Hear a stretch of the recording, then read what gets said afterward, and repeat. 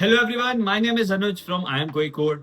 But आज का जो मेन टॉपिक है ना, उससे पहले एक छोटी सी कहानी बताना चाहूंगा उस सोनू की, उस पंखुड़ी की, जो क्लास 11th में थे। उन्होंने एक सपना देखा था कि यार आज से ना 2 साल बाद मैं मेडिकल कॉलेज जाऊंगा, मेडिकल गवर्नमेंट कॉलेज जाऊंगा और पहला बच्चा बनूंगा अपने घर से जो उधर जाएगा और डॉक्टर बनने की जो सपना है उस राह पे चलेगा। और आज से 5-7 साल बाद अपने घर वालों को एक अच्छा लाइफस्टाइल दे पाएगा, अच्छी रिसोर्सेज दे पाएगा और उनको खुश रखेगा। बट 11th के बाद जब 2 साल बाद वो नीट यूजी का पेपर देने जाता है, वो बहुत अच्छा पेपर करके आता है जहाँ पे वो 720 में से 700 प्लस मार्क्स ला रहा होता है, 680 प्लस मार्क्स ला रहा होता है। और फिर उसको 2 दिन बाद पता चलता है यार पेपर ना कैंसिल हो गया। क्यों? क्योंकि एक किसी सिस्टम में हमारे लापरवाही है और उसकी वजह से पेपर लीक हो गया। और पेपर लीक की वजह से जो उसका सपना था, तो शायद वो वापस पूरा इस साल ना हो पाए। क्योंकि हो सकता है जब वो वापस देने जाए उसके मन में प्रेशर हो, उसके मन में वापस से ख्याल आए यार वापस से हो गया, उसकी परफॉर्मेंस लो हो गई, तो जो शायद जो पहले वो डिजर्व अच्छा करता था, ऑब्वियसली आप लोग यहाँ पे कह सकते हैं अगर वो एक बार डिजर्व करता है तो वो बार बार उसको पा सकता है। बट क्या पता, आप नहीं जानते किस बच्चे के साथ क्या हो जाए और एक पेपर लीक की वजह से किसी का जो करियर जो अच्छा हो सकता था, जिसकी भविष्य अच्छा हो सकता था, जिसकी फैमिली का भविष्य अच्छा हो सकता था, वो कहीं ना कहीं सेक्रीफाइस हो जाए। तो आप उस एंगल से सोचिए कि उसको क्या बीतरी होगी और वापस से एग्जाम वो क्यों दे। अगर वो उसके लायक है और एक बार में जब वो कर सकता था, किसी सिस्टम फेलियर के चक्कर में, एग्जाम लीक होने के चक्कर में वो वापस से एग्जाम क्यों दे? उसकी रिस्पॉन्सिबिलिटी नहीं है, ये रिस्पॉन्सिबिलिटी है उन लोगों की जो इस सिस्टम में इन्वॉल्व है, गवर्नमेंट की, जो सेक्टर मतलब जो कमेटी इसको कंडक्ट करा रही है उसकी।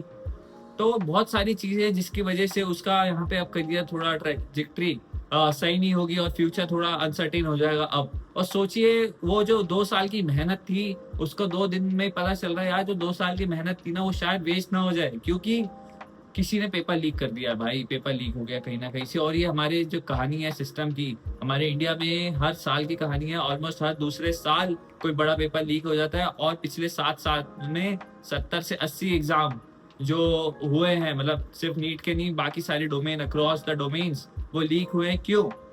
मतलब ये कहीं ना कहीं सिस्टम फेलियर है यार। जो यार कोई मिडिल क्लास से आता है, लोअर मिडिल क्लास से आता है, उसके लिए जो नीट है ना वो सिर्फ एग्जाम नहीं है, उसकी यार वो 2-3 साल की ना पूरी मेहनत है, कहानी है। क्योंकि जब हमारा पूरा देश होली खेल रहा होता है, वो बच्चे पीवाईक्यू सॉल्व कर रहे होते हैं घर में बैठ के। जब आईपीएल देखा जा रहा होता है, जब वो बच्चे पीवाईक्यू या फिर पढ़ाई कर रहे होते हैं 2 साल लग के। और यार जो नीट यूजी है ना यार, ये मतलब आप समझ रहे हो, आप ना अपने देश के डॉक्टर निकालोगे यहाँ से और आप पेपर लीक करके यार डॉक्टर किसी का जीवन आप बर्बाद करने वाले हैं इन फ्यूचर।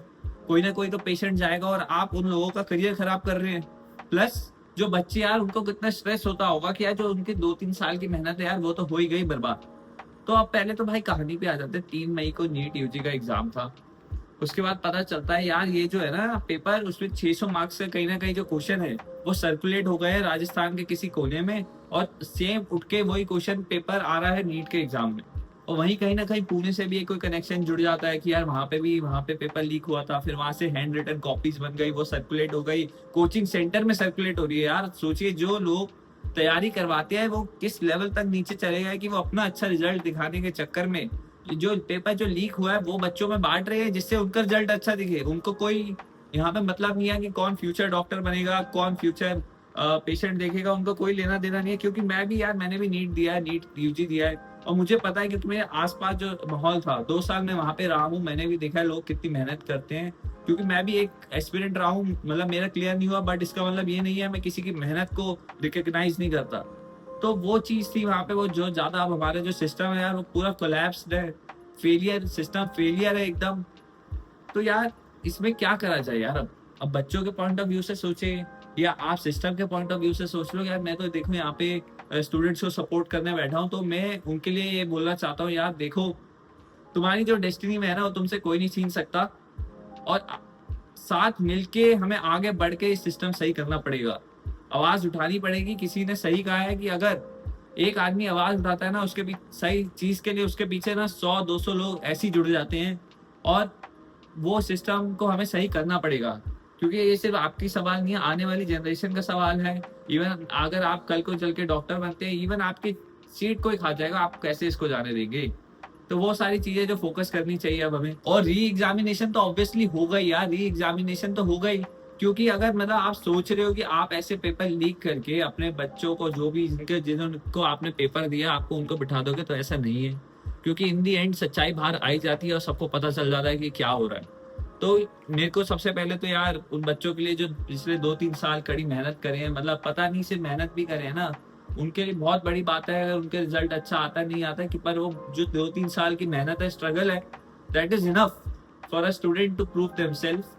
आई थिंक वो पेपर आगे डॉक्टर बने नहीं बने, कोई बात नहीं, पर उन्होंने यार सेक्रीफाइस करा है। शायद डेस्टिनी में ना हो कि वो उतना डॉक्टर बनना था, बट स्टिल उन्होंने मेहनत करी है। और उस एक पेपर लीक के चक्कर में यार उन लोगों का करियर खराब नहीं होना चाहिए। सबको वापस से दोबारा मौका तो मिलेगा ही, री एग्जामिनेशन होगा ही, बट ये सिस्टम का एक फेलियर है जहाँ पे गवर्नमेंट को स्टेप इन करना चाहिए और देखना चाहिए कि यार क्यों हो रहा है। यार ये कमर्शियल एग्जाम तो है नहीं आपके,